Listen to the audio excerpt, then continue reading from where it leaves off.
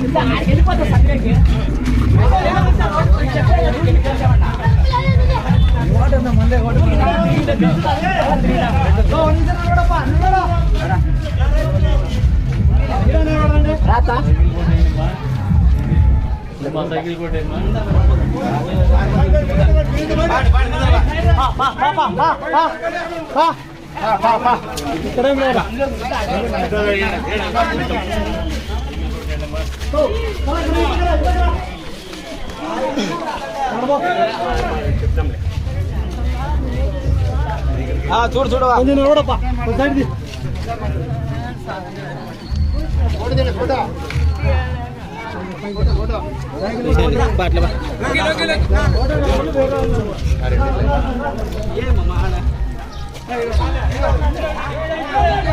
ఆడే ఉండండి మీరు. పెట్టద్దండి అంతా మన వాళ్ళే.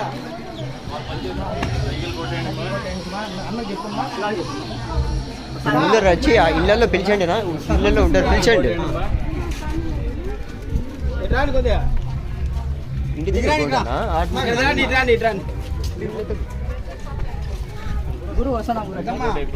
అన్న వచ్చినాడు ఏదమ్మా చెప్పండి అందరికీ. అన్న వచ్చిండ ఇంటికి అందరూ సైకిల్ కోటేయాలి ఖచ్చితంగా.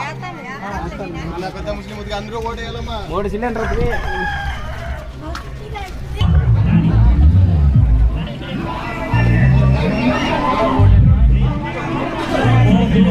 మీరు కొద్ది పక్క కావాల్సింది అన్న కలుస్తాడా.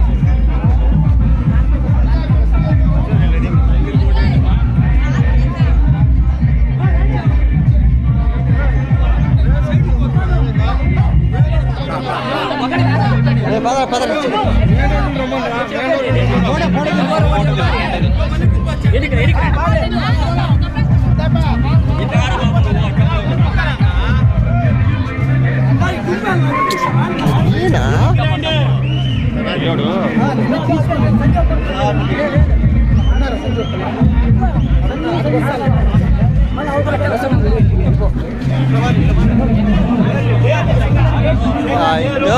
ఆ ఇంట్లో ఉన్నారు, కల్పించండి అన్న. ఎందుకు అట్లా?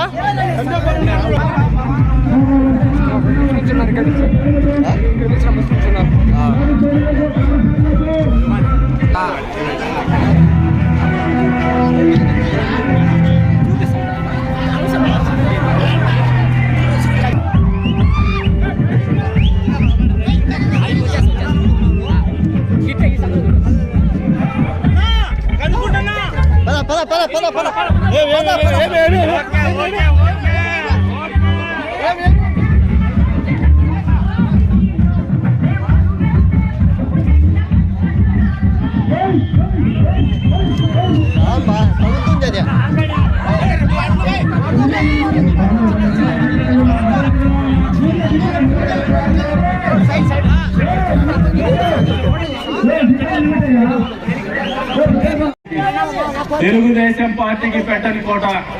దీన్ని పూర్తి స్థాయిలో ఒక మోడల్ గ్రామ పంచాయతీగా తీర్చిదిద్దే బాధ్యత కూడా తెలుగుదేశం తెలియజేస్తున్నాను. అంతేకాకుండా మీరు ఒకసారి ఒక ఆలోచన చేసుకోండి. జగనన్న కాలనీల పేరు మీద పేదవాళ్ళకి ఇల్లు కట్టించేటువంటి కార్యక్రమం ఎక్కడైనా జరిగిందా? ఒక్కసారి గుండెల మీద చేసుకొని చెప్పండి. ఎక్కడ ఇల్లు కట్టించేటువంటి కార్యక్రమం లేదు. గత ప్రభుత్వ హయాంలో మేము ఇచ్చినటువంటి ఇల్లు తప్పితే ఈ రోజున ఈ ప్రభుత్వంలో 1 సెంట్ ఇస్తాను, 2 సెంట్లు ఇస్తాను, జగనన్న కాలనీలు కడతాను, కొత్త ఊర్లు కడతా అని ప్రగల్భాలు పలికినటువంటి జగన్మోహన్ రెడ్డి ఈ రోజున ప్రజలకు, పేద ప్రజలకు ఎక్కడైనా గృహ నిర్మాణ సంస్థ ద్వారా ఇల్లు నిర్మించినటువంటి కార్యక్రమం చేపట్టినారా? ఒక్కసారి ఆలోచన చేయమంటాను. అన్ని అబద్ధాలు, నోరు తెరిచే అబద్ధాలు. మళ్ళీ మోసం చేయొచ్చు. ప్రజలనే వాళ్ళు కులం పేరు మీద, మతం పేరు మీద విభజించి వాళ్ళకి ఎలక్షన్ రోజు 4 డబ్బులు పడేసే చాలు మళ్ళీ అధికారాన్ని కూరగొనొచ్చని ఒక దురాశతో, ఒక చిన్న ఆలోచనతో ఉన్నటువంటి జగన్మోహన్ రెడ్డికి బుద్ధి చెప్పాల్సినటువంటి సమయం ఆసన్నమైందని మిమ్మల్ని అందరినీ కూడా గుర్తు చేస్తా ఉన్నాను. ఈరోజు ఒకసారి ఆలోచన చేసుకోండి. కులం మీద, మతం మీద ఎన్నికల్లో ఓట్లేస్తే ఏ రకమైనటువంటి పరిస్థితులకు దారితీస్తాయో మనకు బాగా సుపరిచితంగానే ఉంది. ఈ రోజున కులాన్ని కానీ మతాన్ని కానీ ప్రతి ఒక్కరు ప్రేమిస్తారు, ఎందుకంటే భగవంతుడు ఇచ్చిండేది అది, దాన్ని ఆచరించాలి, అది ధర్మంగా. కానీ ఓటు అనే దానికి మాత్రం కులం లేదు, మతం లేదు. ఓటు అనే ఆయుధం అనేది 5 సంవత్సరాల పాటు అందరి జీవితాల్లో కూడా మార్పు తెచ్చేటువంటి ఒక ఆయుధం అనేది మీరు మర్చిపోవద్దని చెప్పి సందర్భంగా తెలియజేస్తున్నాను. అందుకనే చెప్తున్నా, ఓటు వేసేటప్పుడు కులాన్ని మతాన్ని కాకుండా మన కోసం పనిచేసేటువంటి నాయకత్వాన్ని, మన కోసం పనిచేసేటువంటి పార్టీని, మన కోసం బతుకుతున్నటువంటి అభ్యర్థుల్ని మీరు ఆదరించమని చెప్పేసి మీకు ఈ వేదిక నుంచి కోరుకుంటూ ఈ రోజున సాధారణంగా ఆహ్వానించేసి మాలో కొత్త ఉత్సాహాన్ని నింపినటువంటి పట్నం గ్రామ సోదరిమణులకు తెలుగుదేశం పార్టీ కుటుంబ సభ్యులకు పేరు పేరున నమస్కారాలు తెలుపుకుంటూ జై తెలుగుదేశం, జై చంద్రబాబు. సైకిల్ గుర్తు కొట్టేయండమ్మా.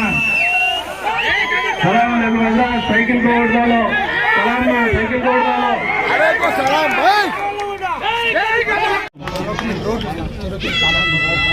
పడమర కాలువ పోయే రోడ్డు దాదాపు 1.5 కిలోమీటర్ రోడ్డును, అదే రకంగా తూర్పు కాలువ పోయే రోడ్డును మొన్న మీరు రైతులు దగ్గరలో ఏదో దారి పెట్టుకున్నారు, దాన్ని కూడా దీంట్లో అయితే రాయలేదు. కానీ నా దృష్టికి వచ్చిన ఆ సమస్య కూడా అపరిష్కృతంగా కట్ట కాలువ తుంగుల దగ్గర, అదే రకంగా అమరగుంట చారుపల్లి పోయే దారులని వీటన్నిటినీ కూడా తెలుగుదేశం పార్టీ అధికారంలోకి వచ్చిన మొదటి నెలలోనే పట్నంలో ఏవైతే సమస్యలు పరిష్కారం చూపే బాధ్యత మేము తీసుకుంటామని చెప్పేసి కూడా ఈ సందర్భంగా తెలియజేస్తాను. అంతేకాదు పట్నం మొదటి నుంచి కూడా తెలుగుదేశం పార్టీని ఆదరిస్తూనే వస్తూ ఉంది. మమ్మల్ని గుండెల్లో పెట్టుకొని ఎప్పుడు కూడా చూసుకుంటూనే వస్తూ ఉంది. సైకిల్ గుర్తు అంటే వాళ్ళ ప్రాణం కంటే ఎక్కువగా చూసేటువంటి కార్యకర్తలు, ప్రజలు, గ్రామం, పట్టణంలో ఖచ్చితంగా మీ నమ్మకాన్ని, మీ ఆదరణని తెలుగుదేశం పార్టీ నిలబెట్టుకుంటుందని చెప్పేసి వేదిక మీద నుంచి తెలియజెప్తున్నాను. వచ్చే రోజుల్లో మళ్ళీ ప్రచార నిమిత్తం నేను రెండోసారి రానటువంటి పరిస్థితులు ఉంటాయి. ఈ రోజు చేస్తున్నటువంటి ప్రచారం తర్వాత కార్యకర్తలే తెలుగుదేశం పార్టీ తరఫున, నా అభ్యర్థిత్వం తరఫున ప్రచారం చేసేటువంటి బాధ్యతలు తీసుకుంటాను. దయచేసి మీరు కూడా అన్నగా భావించకుండా మీరు 20 సంవత్సరాల కాలం పాటు మీకోసం, మీతోనే బతుకుతున్నటువంటి నాయకత్వం, ఒకటే పార్టీలో మీరు నమ్ముకున్నటువంటి పార్టీలోనే కొనసాగుతున్నటువంటి నాయకత్వం, మీ జీవితంలో ఉన్నటువంటి ప్రతి సమస్యని, మీ గ్రామంలో ఉన్నటువంటి ప్రతి సమస్యని, మీ దైనందిక జీవనంలో ఉన్నటువంటి పేదరికాన్ని తెలిసినటువంటి నాయకత్వం గురించి ఆలోచన చేయమంటున్నాను.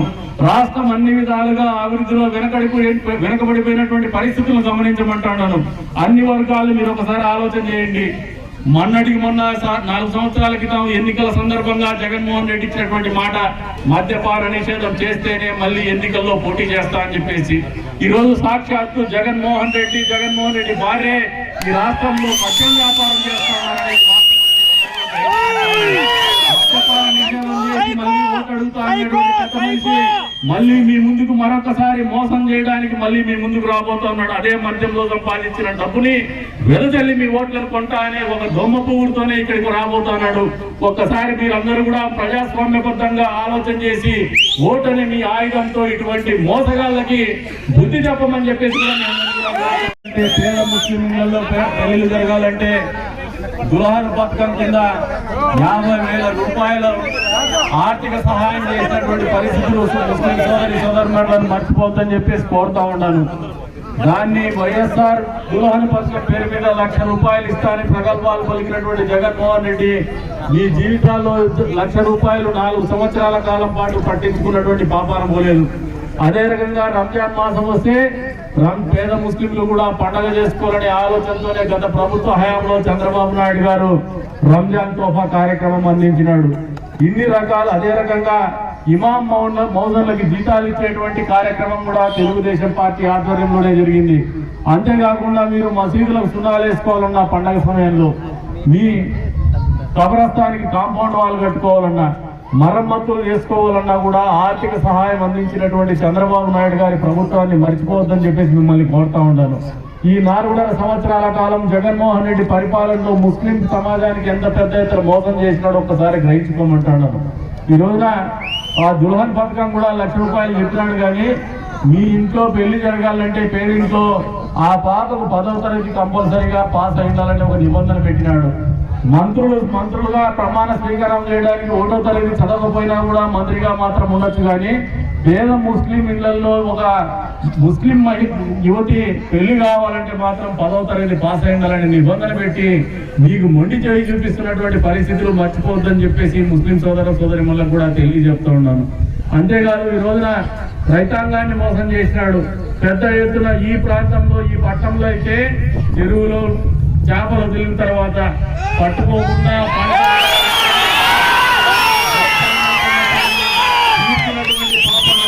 ప్రభుత్వం కానీ ఇక్కడ ఉన్నటువంటి ప్రజాప్రతినిధి కానీ పోలేదు. ఈ రోజు మీ అందరూ ఒకటే మాటిస్తున్నాను, ఈసారి ఎన్నికల్లో ఖచ్చితంగా గెలబోయేది మనమే, వచ్చేది తెలుగుదేశం. గడిచిన 4 సంవత్సరాల నుంచి అపరిష్కృతంగా ఉందో ఆ సమస్యని నా వంతు బాధ్యతగా స్వీకరించి మరీ పరిష్కారం చేస్తాను. మీకు హామీ ఇస్తా ఉన్నాను. వచ్చిన మొదటి నెలలోనే ఆ సమస్యకు పరిష్కారం చూపిస్తాం. ఏదైతే ఈ గ్రామంలో ఉన్నటువంటి రైతాంగం ఏది కోరుకుంటే అదే దిశగానే ఆ అడుగులేస్తాం. అంతేకాదు ఎవరైనా కూడా దాని మీద ఆధారపడి బతికేటువంటి కుటుంబాలుంటే గ్రామ పంచాయతీకి ఆదరు వచ్చే రకంగా, ఆదాయం వచ్చే విధంగా వాళ్ళు కూడా బతికే విధంగానే ఈ కార్యక్రమాన్ని నెరవేరుస్తామని చెప్పేసి కూడా ఈ సందర్భంగా తెలియజేస్తా ఉన్నాను. అదే రకంగా పట్టణంలో ఇంతవరకు ప్రభుత్వ రంగ బ్యాంకులు లేవు. ఖచ్చితంగా ప్రభుత్వ రంగ బ్యాంకు ఇక్కడ ఒక శాఖను ఏర్పాటు చేసి గడిచిన 5 ఏళ్ల క్రితం ఈ ప్రాంతంలో ఉన్నటువంటి పోలీస్ స్టేషన్ ని అప్పట్లో తరలిస్తారంటే మేమే భూమి అందించేసి పోలీస్ స్టేషన్ ఏర్పాటు కృషి చేస్తే ఈ ప్రభుత్వం మారుతోనే పక్కనే ఉన్నటువంటి కేతిరెడ్డి వెంకటరామరెడ్డి ధర్మారం ఎమ్మెల్యే మీకు ఈరోజు చెప్తున్నా, ఏ పట్టణంలో పోలీస్ స్టేషన్ గతంలో ఉండేదో ఆ పోలీస్ స్టేషన్ మళ్ళీ పట్టణం గ్రామంలో ముఖ్యమంత్రి స్థాయికైనా పోయి పట్టణం గ్రామంలో పోలీస్ స్టేషన్ ఏర్పాటు చేసేటువంటి బాధ్యత తెలుగుదేశం పార్టీ తరఫున నేను వ్యక్తిగతంగా తీసుకుంటున్నాను. అదే రకంగా అంద్రినివా కాలువలు ఈ రోజున ఒకసారి గమనించండి. అంద్రినివా కాలువల్లోకి నీళ్లు మళ్లించేటువంటి కార్యక్రమం, తలుపుల మండలానికి నీళ్లు ఇచ్చేటువంటి కార్యక్రమం, ఎంపీకుంట మండలానికి నీళ్లు ఇచ్చేటువంటి కార్యక్రమం, గాళ్లపేట మండలానికి నీళ్లు ఇచ్చేటువంటి కార్యక్రమం కుట్టుబడింది. ఆ రోజుల్లో పాలసముద్రం చెరువుకైనా పట్నం చెరువుకైనా నీళ్లు మళ్లించినటువంటి ఘనత తెలుగుదేశం ప్రభుత్వానికి ఆ రోజు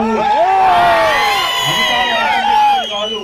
నాయకులందరము ఇక్కడ ఉన్నటువంటి తెలుగుదేశం పార్టీ కుటుంబ సభ్యులతో సహా తెగబడి ఆ కట్టలు తెగనరికితే మాత్రమే మీ చెరువుల్లో నీళ్లు వచ్చినాయనేది వాస్తవాన్ని మీరు అందరూ గ్రహించుకోవాలని చెప్పేసి తెలియజెప్తున్నాను.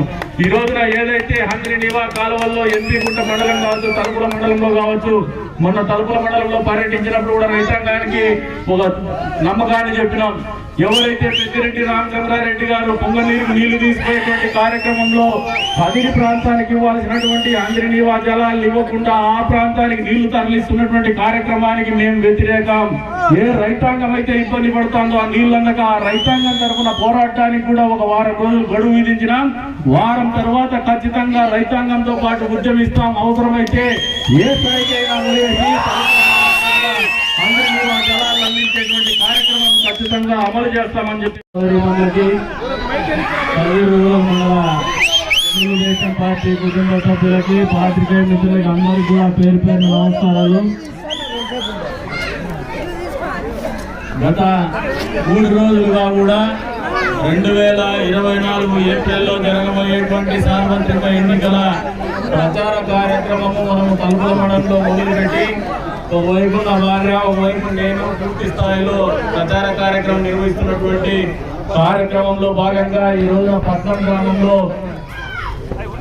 ప్రచార కార్యక్రమానికి ఆహ్వానించి ఉవ్వెత్తున ఆదరంగా స్వాగతించినటువంటి కది రూరల్ మండల తెలుగుదేశం పార్టీ కార్యకర్తలకు, పట్నం గ్రామ సోదరిమణులకు, అదే రకంగా వచ్చినటువంటి యువతీ యువకులకు, పాత్రికేయ మిత్రులకు అందరికీ కూడా పేరు పేరు నమస్కారాలు తెలుపుకుంటూ, గడిచిన 4.5 సంవత్సరాల కాలంలో మీరు అందరూ ఒకసారి ఆలోచన చేసుకోమని చెప్పేసి కోరుతాను. అక్కడ ఆడవాళ్ళు ఉన్నారు, అదే రకంగా రైతులు ఉన్నారు, వ్యాపారస్తులు ఉన్నారు, ముస్లిం సోదరిమణులు కూడా ఉన్నారు.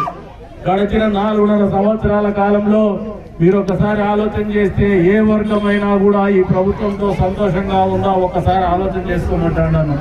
ప్రత్యేకించి ముస్లిం సోదరిమణులను అడుగుతా ఉన్నా, గత ప్రభుత్వ హయాంలో చంద్రబాబు నాయుడు గారు మీ పిల్లలు చదువుకోవడానికి విదేశీ విద్య పేరు మీద 10 లక్షల రూపాయల నుంచి 15 లక్షల రూపాయల వరకు రుణ సౌకర్యం కల్పించినటువంటి పరిస్థితులు మీకు గుర్తుందా అని చెప్పేసి అడుగుతా ఉన్నాను.